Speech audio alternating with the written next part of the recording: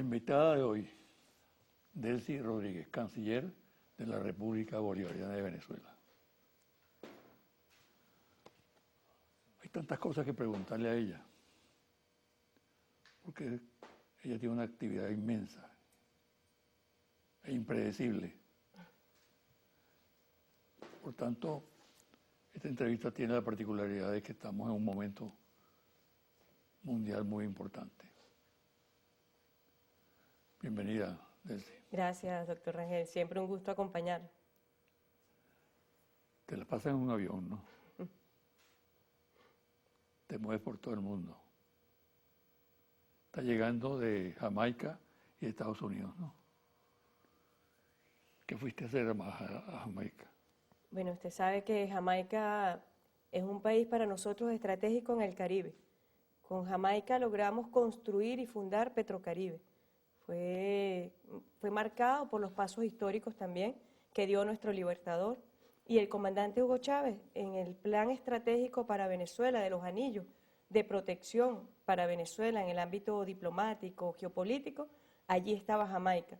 Con Jamaica nosotros compartimos intereses de toda índole, bilateral, multilateral. En este caso específico nosotros hemos venido trabajando en el marco de la refinería en la cual Venezuela es socia con Jamaica. Estamos elaborando un plan para la modernización de esa refinería que va a traer realmente beneficios muy importantes tanto para ese país como para Venezuela. También hemos afianzado las relaciones comerciales. Muchas veces, como lo ha señalado el presidente Maduro, Venezuela ha establecido relaciones comerciales que no se adaptan a la reconfiguración geopolítica actual y no se adaptan tampoco al plan de la patria. Bueno, ahí estamos con Jamaica. Fuimos también a explorar posibilidades de profundizar en el ámbito de los CLAP con un país amigo y bueno, eso realmente fue una gran noticia para el sector privado en Jamaica, que envió con muy buenas señales el hecho de que Venezuela también pueda adquirir productos para los CLAP. ¿Y en Washington? En Washington, bueno, usted sabe que allá tenemos 2 misiones, se acerca ya una nueva etapa en este país. Está todo el mundo a la expectativa y yo quise mantener reuniones con ambas misiones que tenemos en esa ciudad, lamentándolo mucho. Usted bien sabe que en el mes de diciembre murió nuestro embajador ante la Organización de los Estados Americanos y estamos en un nuevo plan de reestructuración y rediseño y reingeniería para las misiones. ¿Con qué criterio se va a manejar la Cancillería en estas circunstancias que está viviendo el país y además el mundo, pues? Bueno, es sin duda alguna, doctor, que la conspiración que hay contra la revolución bolivariana, contra el gobierno del presidente Maduro, está diseñada desde los centros imperiales. Muchas veces lo hemos denunciado con pruebas en la mano, cómo la embajada de los Estados Unidos se convirtió en una maquinaria para la guerra, para la conspiración, para derrocar al gobierno legítimo en Venezuela, desde los centros imperiales, en alianza con factores locales extremistas que no han dejado de circular por las vías violentas, que no han dejado de circular por las vías antidemocráticas. Bueno, se ha dado todo este escenario de pretender derrocar al gobierno. En su última expresión, que yo diría que ha sido una de las más crueles porque ataca directamente al pueblo de Venezuela, como es la guerra económica, la agresión multiforme que hay contra el país, el bloqueo financiero, comercial, la guerra mediática, la guerra psicológica, todas estas agresiones con distintas expresiones tienen como víctima directa al pueblo de Venezuela. De tal forma pues que la Cancillería sin duda juega un papel muy importante a la dirección de las relaciones internacionales, el jefe de Estado, que como usted bien sabe fue canciller durante 7 años con el comandante Chávez, es un presidente pues que tiene un background muy importante en esta materia y sabe con sagacidad determinar incluso desde dónde directamente está viniendo la conspiración. ¿Están analizando ustedes este cambio que se ha producido en Estados Unidos con la elección de Trump? Sin duda ¿Qué alguna. significa? El mundo ha venido dándose en una reconfiguración. La conjetura que se hace la mayor parte de la gente es que este personaje es impredecible. Sí, yo diría que el mundo está a la expectativa. Cuando hemos recorrido distintas regiones del mundo, bueno, todo el mundo está a la expectativa de saber qué va a pasar, de saber si el candidato Trump va a ser el mismo presidente Trump. Eso es algo que está por verse, hay que dar tiempo. El presidente Maduro ha sido muy claro, en ratificar y reafirmar que Venezuela, el gobierno de Venezuela, quiere relaciones de respeto, quiere relaciones enmarcadas en el ámbito de los principios y propósitos de la Carta de las Naciones Unidas, quiere relaciones enmarcadas en el ámbito del respeto al derecho internacional, el principio de la autodeterminación de los pueblos, el principio de la igualdad soberana de los estados. Ese ha sido un mensaje muy claro que envió el presidente Maduro a la administración del expresidente Obama y es un mensaje muy claro que también ha enviado a la administración del presidente Trump. ¿Qué presagia esa presidencia? Haciendo un ejercicio de imaginación. Bueno, sus anuncios han sido muy claros. Es un giro en la política doméstica, es un giro a una política económica comercial más proteccionista, de tal forma que de alguna manera se estarían afectando intereses en tratados de libre comercio que mantenían los Estados Unidos de Norteamérica. Es un mensaje muy claro hacia el pueblo de los Estados Unidos, pero es un mensaje también que quebró con el sistema que venía gobernando los Estados Unidos. Y hacia el mundo es la expectativa. Incluso las declaraciones que ha mantenido el presidente Trump sobre Rusia, bueno, también tienen unas señales distintas para el mundo. De tal manera que hay que esperar, doctor, y nosotros insistiremos y seguiremos insistiendo. Con los Estados Unidos, diálogo diplomático. Con los Estados Unidos, diálogo político en el marco del respeto. Para la Cancillería hay varios países de una gran importancia. En primer término, Estados Unidos. Luego está Guyana, por el diferendo que existe. Luego está nuestro vecino Colombia. ¿Cómo manejan ustedes las situaciones que se plantean? ¿Y qué perspectivas hay de que mejoren o empeoren las relaciones con esos países? En diciembre, apenas en diciembre que pasó, se dio una decisión muy importante cuando el exsecretario general de las Naciones Unidas, Ban Ki-moon, atendiendo a la solicitud que había hecho el presidente Maduro de proseguir los buenos oficios, bueno, dice, seguimos con los buenos oficios en el caso de la controversia territorial sobre el Esequibo. Allí hemos intercambiado posiciones. El gobierno de Guyana envió comunicación a Venezuela diciendo que están dispuestos a trabajar en el marco de los buenos oficios. Venezuela ratificó su compromiso en el marco de los buenos oficios conforme al Acuerdo de Ginebra. Es lo que corresponde. Es el mecanismo en el ámbito de las negociaciones diplomáticas que corresponde. Fue una victoria de la diplomacia bolivariana de paz y nosotros vamos a seguir transitando ese camino. No vemos a Guyana, doctor Rangel, como un país enemigo, no, son nuestros hermanos, un país vecino, y hacia el pueblo de Guyana siempre hemos tenido el mejor mensaje.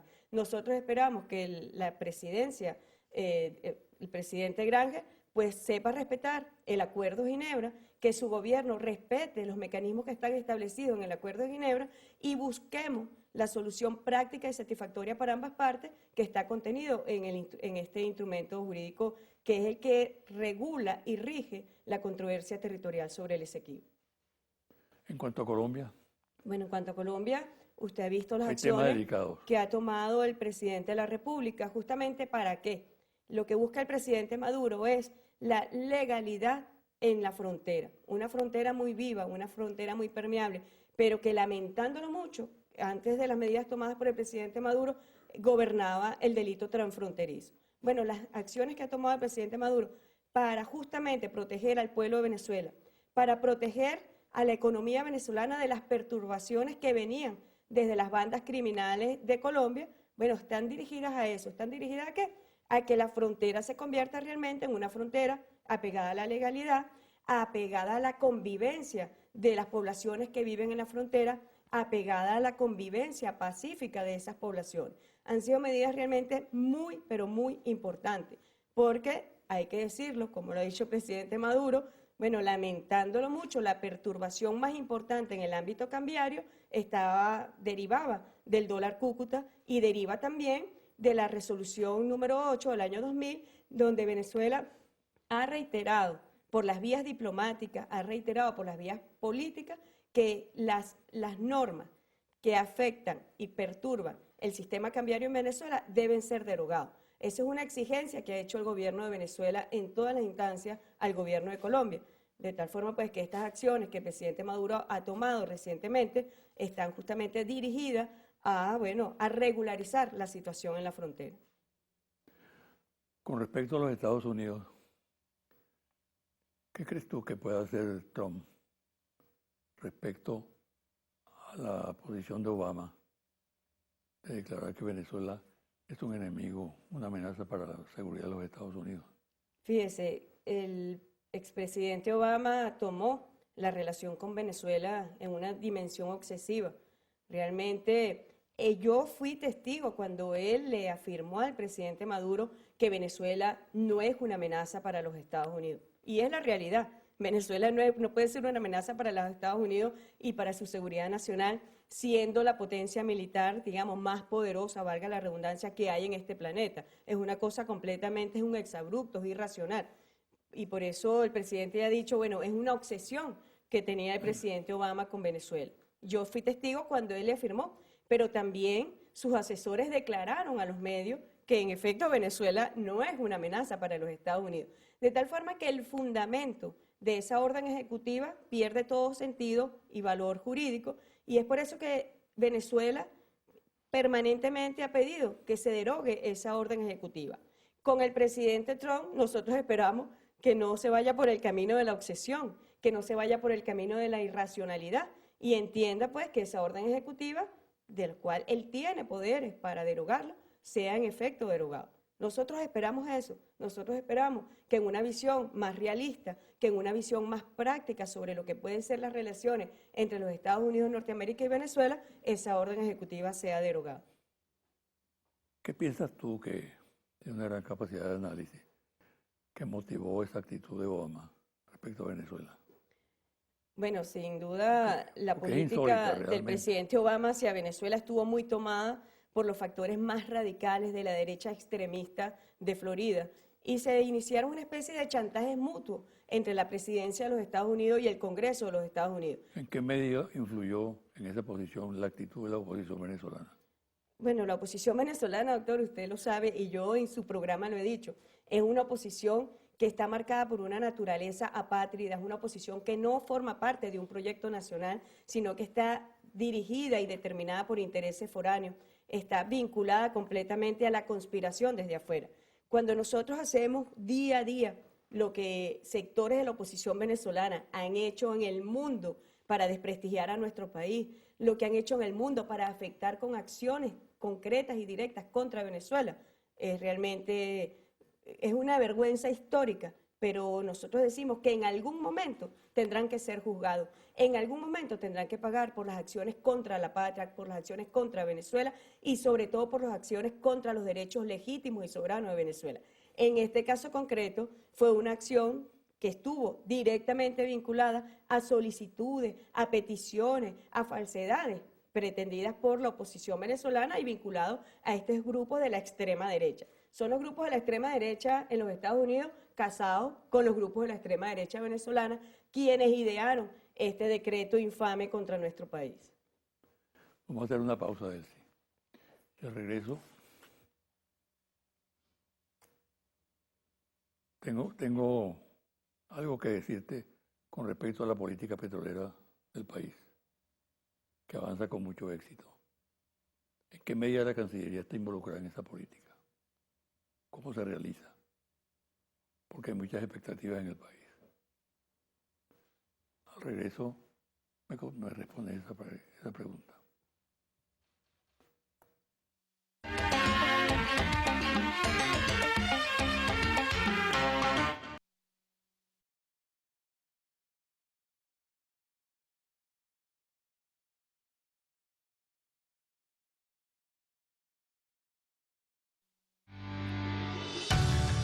Estás viendo José Vicente Hoy.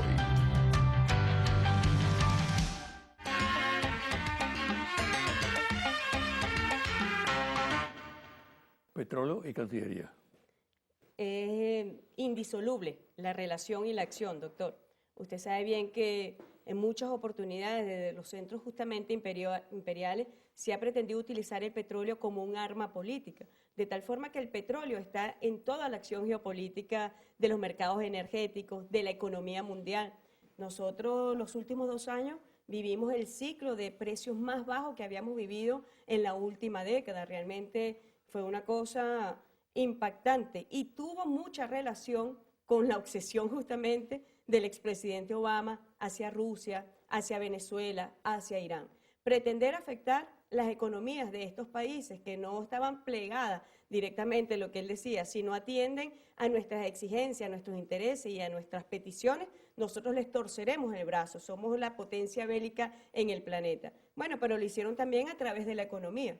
Y justamente la acción que dirigió el presidente Maduro, que diseñó el presidente Maduro, estuvo desde enero del año 2015 dirigida, ya sabiendo que el petróleo estaba siendo utilizado por el presidente Obama para afectar la economía de nuestros países, inició una serie de acciones políticas en los países, en los grandes países productores de petróleo, dirigidas al acuerdo histórico que se firmó el 10 de diciembre. Un acuerdo histórico porque ya el presidente Chávez la avisoraba, un acuerdo entre los grandes productores de petróleo, y lo logró el hijo de Chávez, el primer presidente chavista, que fue justamente un acuerdo entre los grandes productores. Nunca antes se había dado un acuerdo entre los países OPEP y los países no OPEP. Tiene una dimensión histórica muy importante, donde no solamente está dirigido a recuperar la estabilidad en los precios del petróleo, sino que ya los números están indicando que está dando una recuperación a la economía mundial.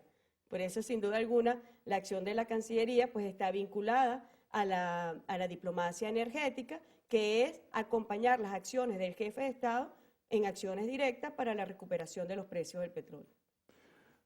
¿Alguna nueva estrategia con respecto a Mercosur? Para terminar un poco la pregunta anterior bueno. y pasar a esta, ya el presidente Maduro también ha iniciado una nueva campaña. ¿Para qué? Para resguardar el acuerdo, porque sabemos que el acuerdo tiene sus enemigos políticos, económicos, financieros. Los mercados especulativos financieros se ha conformado una especie de competencia, un competidor agresivo sobre la productividad mundial. Y bueno, el presidente Maduro ya ha llamado a una cumbre de jefes de estados de la OPEP y no OPEP, donde a puerta cerrada se va a discutir una propuesta que llevará nuestro presidente para una nueva fórmula de protección de los precios del petróleo dirigido a la estabilidad del mercado energético mundial y de la economía mundial. Mercosur. Sobre el tema del Mercosur, bueno, allí lo que ha ocurrido es la ley de la selva, doctor. Venezuela... ¿Te metiste por la ventana? No, yo entré por la puerta grande, al Palacio San Martín. Pero si hiciese falta entrar por la ventana, nosotros lo haríamos. Nosotros somos bolivarianos, somos chavistas y vamos a defender la legalidad. Los tratados constitutivos del Mercosur son muy claros y Venezuela lo que ha hecho es tomar esa norma, esa legalidad internacional y, bueno, defenderla. Pero no solamente defender la legalidad, nosotros allí estamos también defendiendo a los pueblos del Mercosur, porque con Venezuela llegó una concepción, una dimensión social hacia el Mercosur que no existía antes, que era solamente la perspectiva comercial.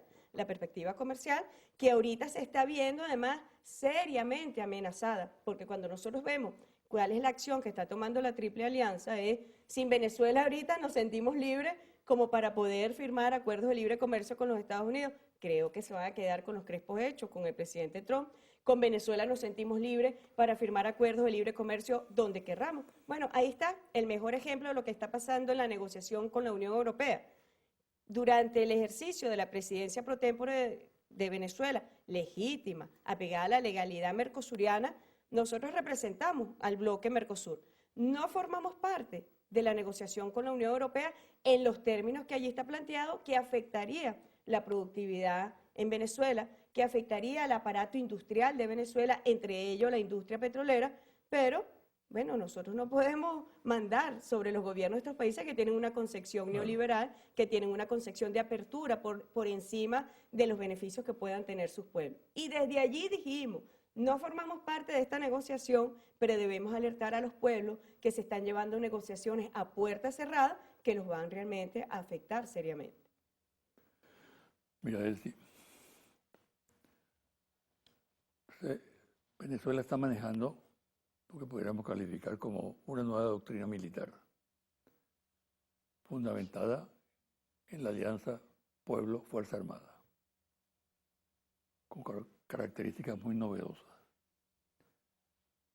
¿Cómo se inserta nuestra política exterior, lo que representa la Cancillería, en ese esquema?